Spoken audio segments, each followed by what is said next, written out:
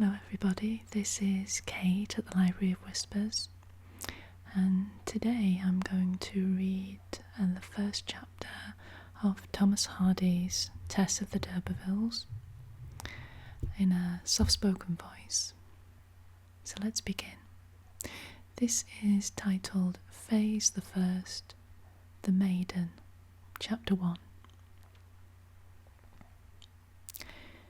On an evening in the latter part of May, a middle-aged man was walking homeward from Shaston to the village of Marlott in the adjoining vale of Blakemore or Blackmore.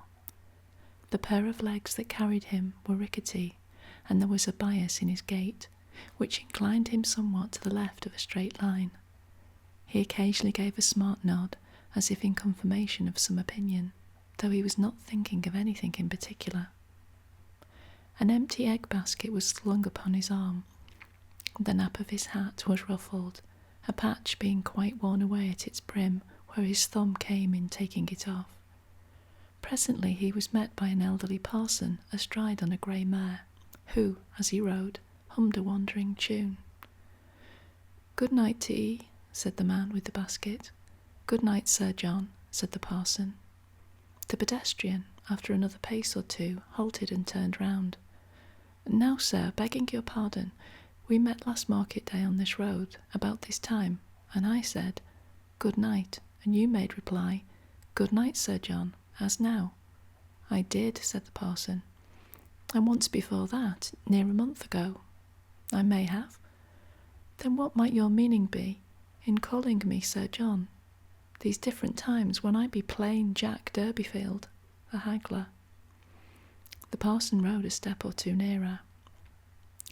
"It was only my whim," he said, and after a moment's hesitation, "it was on account of a discovery I made some little time ago whilst I was hunting up pedigrees for the new county history. I am Parson Tringham, the antiquary, of Stagfoot Lane.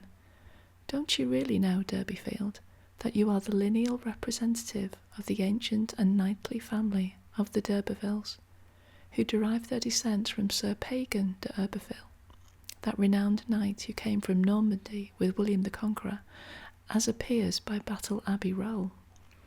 Never heard it before, sir? Well, it's true. Throw up your chin a moment, so that I may catch your profile of your face better. Yes, that's the D'Urberville nose and chin. A little debased. Your ancestor was one of the 12 knights who assisted the Lord of Estremadvilla in Normandy in his conquest of Glamorganshire. Branches of your family held manors over all this part of England. Their names appear in the pipe rolls in the time of King Stephen.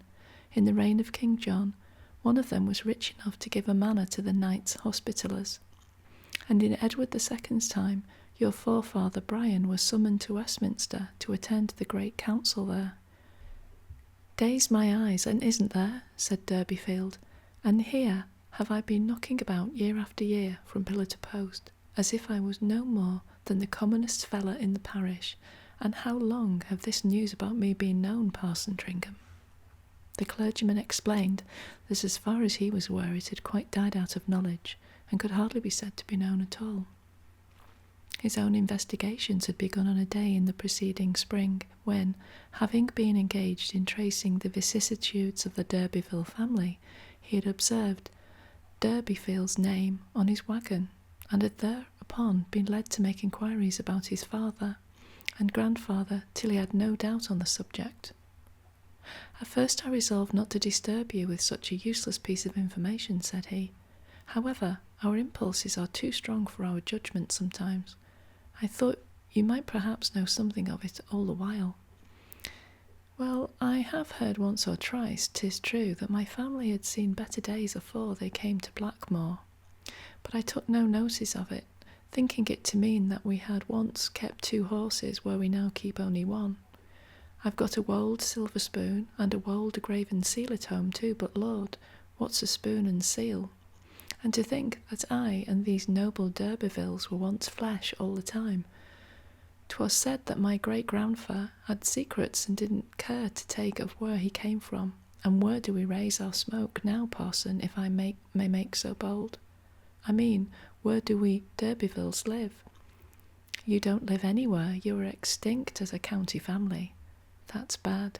Yes. What the mendacious family chronicles call extinct in the male line. That is, gone down, gone under. Then where do we lie? At Kingsbere sub Greenhill, rows and rows of you in your vaults with your effigies under Purbeck marble canopies. And where be our family mansions and estates? You haven't any. Oh, no lands neither? None, though you once had 'em in abundance, as I said, for your family consisted of numerous branches. In this county there was a seat of yours at Kingsbere, and another at Sherton, and another at Millpond, and another at Lulstead, and another at Wellbridge. And shall we ever come into our own again? Ah, that I can't tell. And what had I better do about it, sir? Asked Durbeyfield, after a pause. Oh, nothing, except chasten yourself with the thought of how are the mighty fallen. It is a fact of some interest to the local historian and genealogist, nothing more. There are several families among the cottagers of this county of almost equal lustre. Good night. But you'll turn back and have a quart of beer with me on the strength of it, Parson Tringham. There's a very pretty brewing tap at the Pure Drop, though to be sure not so good as at Rolliver's. No, thank you, not this evening, Durbeyfield. You've had enough already. Concluding thus, the parson rode on his way, with doubts as to the discretion in retelling this curious bit of law.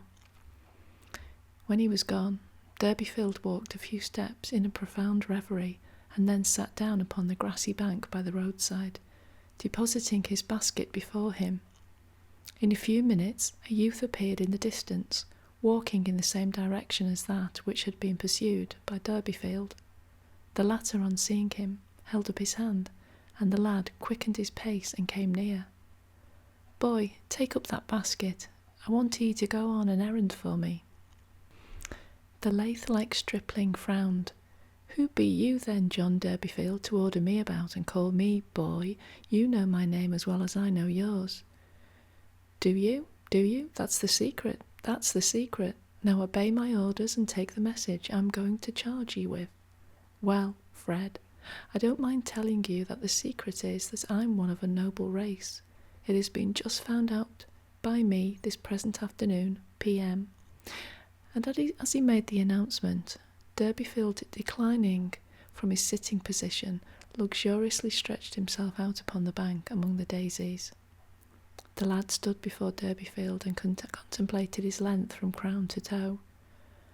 "Sir John d'Urberville, that's who I am," continued the prostrate man. "That is if knights were baronets, which they be. 'Tis recorded in history all about me. Dost know of such a place, lad, as Kingsbere sub Greenhill?" "Ease, I've been there to Greenhill Fair." "Well, under the church of that city, there lie. 'Tisn't a city, the place I mean, leastwise. 'Twas when I was there. 'Twas a little one-eyed, blinking sort of place." "Never you mind the place, boy. That's not the question before us. Under the church of that there parish lie my ancestors, hundreds of 'em, in coats of mail and jewels in great lead coffins weighing down tons and tons. There's not a man in the county of South Wessex that's got grander and nobler skillingtons in his family than I." "Oh. Now take up that basket and go off to Marlott, and when you've come to the Pure Drop Inn, tell 'em to send a horse and carriage to me immediately to carry me home. And in the bottom of the carriage they be to put a noggin of rum in a small bottle and chalk it up to my account.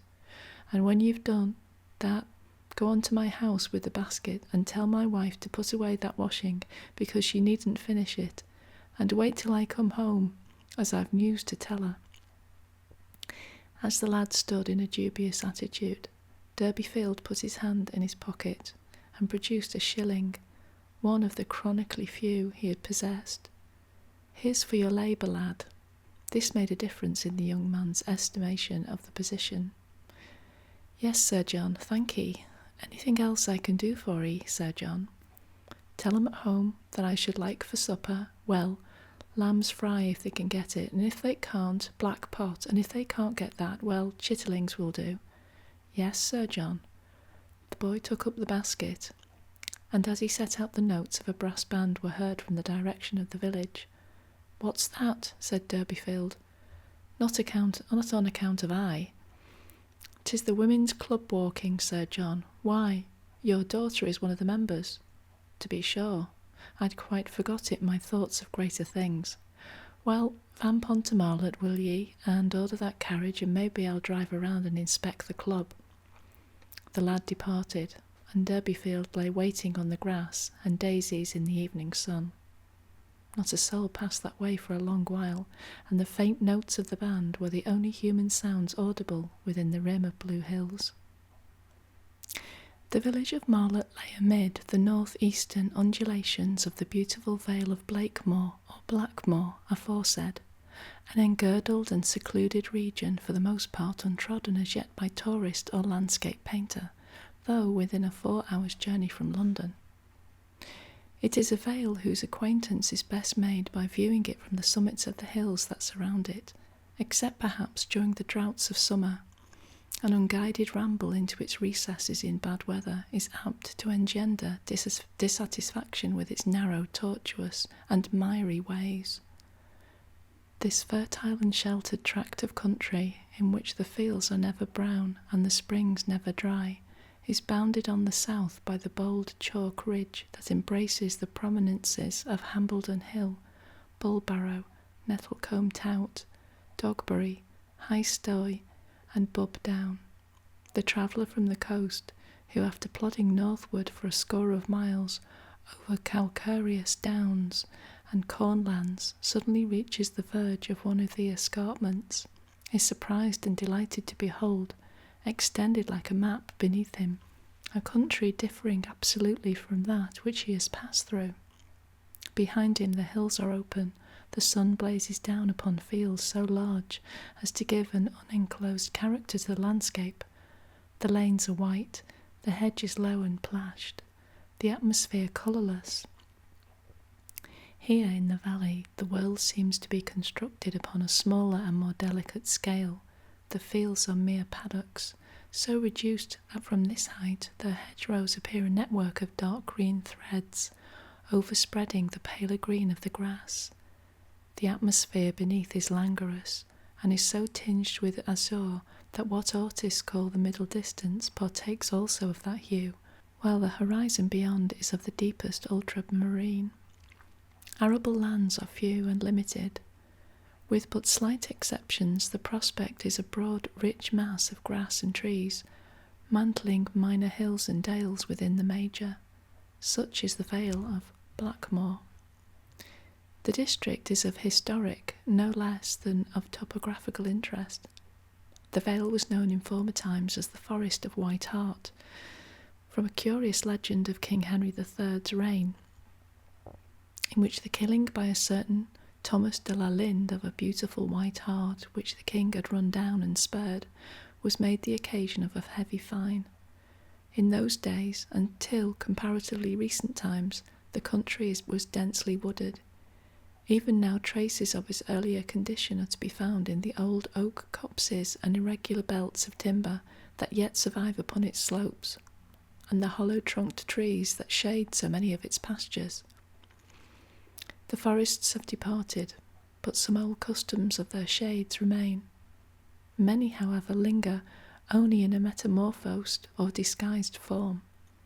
The May Day dance, for instance, was to be discerned on the afternoon under notice, in the guise of the club revel, or club walking as it was there called. It was an interesting event to the younger inhabitants of Marlott, though its real interest was not observed by the participators in the ceremony. Its singularity lay less in the retention of a custom of walking in procession and dancing on each anniversary than in the members being solely women. In men's clubs, such celebrations were, though expiring, less uncommon. But either the natural shyness of the softer sex, or a sarcastic attitude on the part of male relatives, had denuded such women's clubs as remained, if any other did, of this their glory and consummation. The Club of Marlott alone lived to uphold the local Cerealia. It had walked for hundreds of years, if not as benefit club, as votive sisterhood of some sort, and it walked still. The banded ones were all dressed in white gowns, a gay survival from old-style days, when cheerfulness and Maytime were synonyms, days before the habit of taking long views had reduced emotions to a monotonous average. Their first exhibition of themselves was in a processional march of 2 and 2 round the parish. Ideal and real clashed slightly as the sun lit up their figures against the green hedges and creeper-laced house fronts. For though the whole troop wore white garments, no two whites were alike among them. Some approached pure blanching, some had a bluish pallor, some won by the older characters which had possibly lain bifolded for many a year, inclined to a cadaverous tint and to a Georgian style. In addition to the distinction of a white frock, every woman and girl carried in her right hand a peeled willow wand, and in her left a bunch of white flowers. The peeling of the former and the selection of the latter had been an operation of personal care. There were a few middle-aged and even elderly women in the train, their silvery wiry hair and wrinkled faces, scourged by time and trouble, having almost a grotesque, certainly a pathetic appearance in such a jaunty situation. In a true view, perhaps, there was more to be gathered and told of each anxious and experienced one, to whom the years were drawing nigh when she should say, "I have no pleasure in them," than of her juvenile comrades. But let the elder be passed over here, for those under whose bodices the life throbbed quick and warm. The young girls formed, indeed, the majority of the band, and their heads of luxuriant hair reflected in the sunshine every tone of gold and black and brown. Some had beautiful eyes, others a beautiful nose, others a beautiful mouth and figure. Few, if any, had all. A difficulty of arranging their lips in this crude exposure to public scrutiny, an inability to balance their heads and to dissociate self-consciousness from their features, was apparent in them, and showed that they were genuine country girls, unaccustomed to many eyes. And as each and all of them were warmed without by the sun, so each had a private little sun for her soul to bask in, some dream, some affection, some hobby, at least some remote and distant hope which, though perhaps starving to nothing, still lived on as hopes will. Thus they were all cheerful, and many of them merry. They came round by the pure drop-in, and were turning out of the high road to pass through a wicker gate into the meadows, when one of the women said, "The Lord, a Lord, why, Tess Durbeyfield, if there isn't thy father riding home in a carriage." A young member of the band turned her head at the exclamation. She was a fine and handsome girl, not handsomer than some others possibly, but her mobile peony mouth and large innocent eyes added eloquence to colour and shape. She wore a red ribbon in her hair, and was the only one of the white company who could boast of such a pronounced adornment. As she looked round, Durbeyfield was seen moving along the road in a chaise belonging to the Pure Drop, driven by a frizzle-headed, brawny damsel with her gown sleeves rolled above her elbows. This was the cheerful servant of this establishment, who, in her part of factotum, turned groom and ostler at times. Durbeyfield, leaning back and with his eyes closed luxuriously, was waving his hand above his head and singing in a slow recitative. "I've got a great family vault at Kingsbere, and knighted forefathers in lead coffins there." The clubbists tittered, except the girl called Tess, in whom a slow heat seemed to rise at the sense that her father was making himself foolish in their eyes. "He's tired, that's all," she said hastily, "and he has got a lift home because his own horse had to rest today." "Bless thy simplicity, Tess," said her companions. "He's got his market niche." "Haw, haw." "Look here, I won't walk another inch with you if you say any jokes about him," Tess cried, and the colour upon her cheeks spread over her face and neck. In a moment her eyes grew moist and her glances drooped to the ground. Perceiving that they had really pained her, they said no more, and order again prevailed. Tess's pride would not allow her to turn her head again, to learn what her father's meaning was, if he had any, and thus she moved on with the whole body to the enclosure where there was to be dancing on the green. By the time the spot was reached, she had recovered her equanimity and tapped her neighbour with her wand and talked as usual. Tess Durbeyfield at this time of her life was a mere vessel of emotion, untinctured by experience.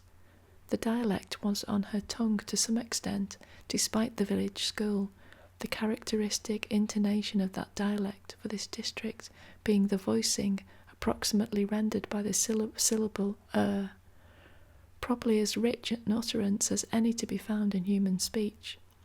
The pouted up, deep red mouth to which this syllable was native had hardly as yet settled into its definite shape, and her lower lip had a way of thrusting the middle of her top one upward when they closed together after a word. Phases of her childhood lurked in her aspect still, as she walked along today, for all her bouncing, handsome womanliness, and you could sometimes see her 12th year in her cheeks, or her 9th sparkling from her eyes, and even her 5th would flit over the curves of her mouth now and then. Yet few knew, and still fewer considered this. A small minority, mainly strangers, would look long at her in casually passing by and grow momentarily fascinated by her freshness, and wonder if they would ever see her again. But to almost everybody, she was a fine and picturesque country girl, and no more. Nothing was seen or heard further of Durbeyfield in his triumphal chariot under the conduct of the ostleress, and the club having entered the allotted space, dancing began. As there were no men in the company, the girls danced at first with each other, but when the hour for the close of labour drew on, the masculine inhabitants of the village, together with other idlers and pedestrians, gathered round the spot, and appeared inclined to negotiate for a partner. Among these onlookers were 3 young men of a superior class, carrying small knapsacks strapped to their shoulders and stout sticks in their hands. Their general likeness to each other and their consecutive ages would almost have suggested that they might be, what in fact they were, brothers. The eldest wore the white tie, high waistcoat and thin-brimmed hat of the regulation curate.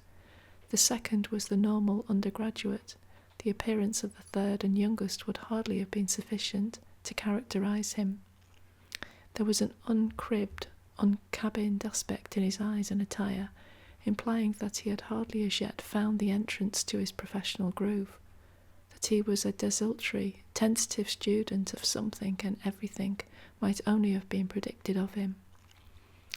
These 3 brethren told casual acquaintance that they were spending their Whitsun holidays in a walking tour through the Vale of Blakemore, their course being southwesterly from the town of Shaston on the northeast. They leant over the gate by the highway and inquired as to the meaning of the dance and the white-frocked maids. The 2 elder of the brothers were plainly not intending to linger more than a moment, but the spectacle of a bevy of girls dancing without male partners seemed to amuse the third and make him in no hurry to move on. He unstrapped his knapsack, put it with his stick on the hedge bank and opened the gate. "What are you going to do, Angel?" asked the eldest. "I am inclined to go and have a fling with them. Why? Not all of us, just for a minute or 2. It will not detain us long." "No, nonsense," said the first. "Dancing in public with a troop of country hoydens. Suppose we should be seen? Come along, or it will be dark before we get to Stour Castle, and there's no place we can sleep at nearer than that.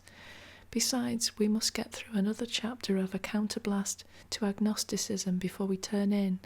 Now I have to take the trouble to bring the book." "All right, I'll overtake you and Cuthbert in 5 minutes. Don't stop. I give my word that I will, Felix." The 2 elder reluctantly left him, and walked on, taking their brother's knapsack to relieve him in following, and the youngest entered the field. "This is 1,000 pities," he said gallantly to 2 or 3 of the girls nearest him, as soon as there was a pause in the dance. "Where are your partners, my dears?" "They've not left off work yet," answered one of the boldest. "They'll be here by and by. Till then, will you be one, sir?" "Certainly. But what's one among so many?" "Better than none. 'Tis melancholy work facing and footing it to one of your own sort, and no clipsing and colling at all. Now pick and choose. Shh, don't be so forward, said a shyer girl.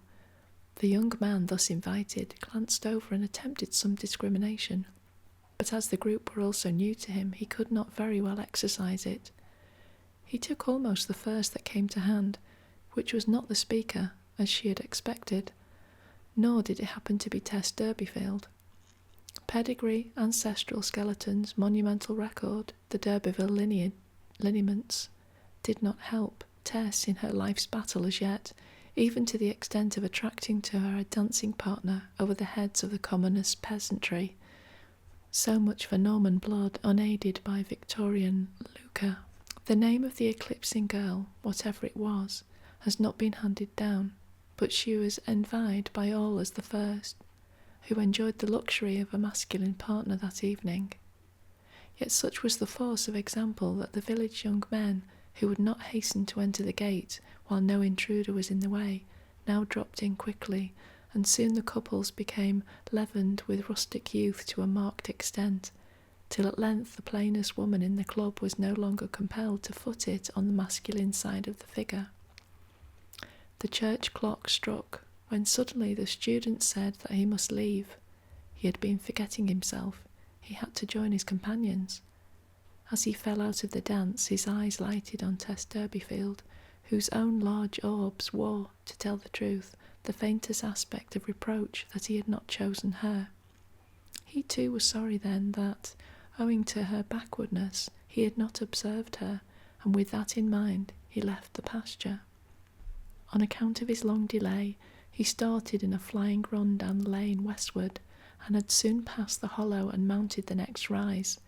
He had not yet overtaken his brothers, but he paused to get breath and looked back. He could see the white figures of the girls in the green enclosure whirling about as they had whirled when he was among them. They seemed to have quite forgotten him already. All of them, except perhaps one. This white shape stood apart from the hedge alone. From her position he knew it to be the pretty maiden with whom he had not danced.